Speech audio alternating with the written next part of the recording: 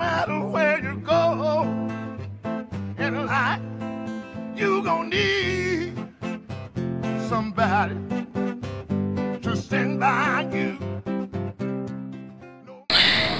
For me, living in Denmark, the trans community has just been added to the queer community recently. And have been some small trans groups here and there throughout Denmark, but they've kind of generally had a tendency to fall apart over disagreements and personality conflicts. And when you have such a small group of people to begin with, it's hard to survive those kind of conflicts. Denmark has only a population of, what, 5.3 million people? So that's really small. So the trans community is also really small. So the trans community here really needs the gay community, because the gay community has been really successful at winning civil rights. I mean, civil unions between gay couples has been legal here since 1983. I know that they've won the right to have access to artificial insemination through the public health care system, just like straight couples. But anyway, so the gay community has this really long, strong history here. And so it's only recently that the trans community is joining up with the gay community to kind of get some things done. And it's interesting that, you know, in the US we just kind of take it for granted that the T is part of the LGB, whereas here people kind of aren't so sure whether transgender people belong in the same organization. And the transgender people, some of them are homophobic, you know, and they don't want anything to do with the gays. So it's kind of interesting to have to think about why transgender people belong. So I've given some thought to why the T does belong in the LGB community, and it's because I think for three main reasons. The first is for the social aspect.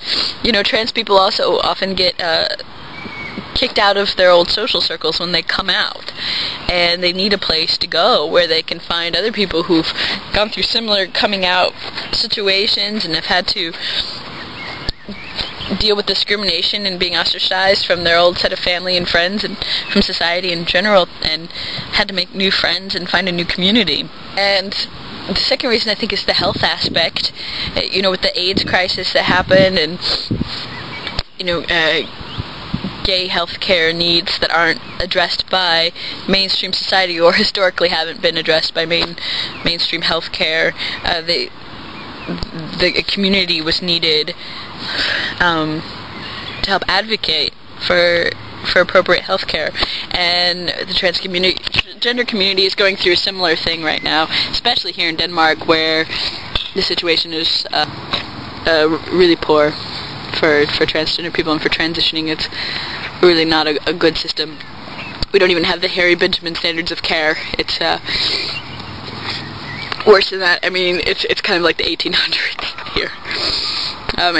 In fact, the official stance is to try to rehabilitate transgender people, kind of like the old rehabilitation of the gays stuff that used to happen back in, I don't know what, the 50s? That's kind of how it is right here for transgender people. I know a guy who was in the system for a year and a half before through going through therapy, this expensive, horrible therapy, and then after a year and a half they said, nope, you're not transgender, and they flat out denied him treatment. So he's having to go through private physicians to get his hormones, which is what I do. That's how I'm on hormones, is I go through private physicians. Because in Denmark we have socialized healthcare, but there are private alternatives. The third reason I think that the T belongs in the community is, was the political stuff, you know, for civil rights, and whether it be hate crimes, or the right to not be fired for what you are, or the right to housing, all that kind of stuff. So I think that in those three categories, that transgender people have a lot in common with gays, bisexuals, and lesbians. Before coming out as transgender, I was out as bisexual, kind of. Then I tried to be out as a lesbian for like a month. That didn't really work. I'm too femmy to be able to be a butch lesbian, and just, it's just not me. It wasn't me at all. But I didn't like who I was when I was in relationships or having sex with men. I didn't like the role I had to play. I didn't like being the woman. And but now that I'm being a man and I'm free to be, sorry, there are flies everywhere, free to be who I am, my attraction to men has grown. And gay men, of course, are different from straight men, and I like gay men. Anyway, so yeah, after I came out of as transgender, I then had to come out as gay. So, and I had never really been involved in an LGBT community ever before, but here I really found it was important because I could not go through my transition alone. I needed to meet gay men as well, so can't do that alone either. So I've been really involved here. That has been going really great. There's this great organization called Pangea, which is for foreigners who live in Denmark. Then there was Lambda in Odense, where I lived, that ran the gay and lesbian bar that I was a part of, and I organized and ran the very first transgender awareness event. They brought in speakers, educated the community there, the gay and lesbian community there, about transgender issues, so that they could serve as a resource and be a place where transgender people could go. That I recently moved to Copenhagen, so I am in a big metropolitan area now. It's really great to be in Copenhagen, and I have to pay attention to the dogs. See you next week.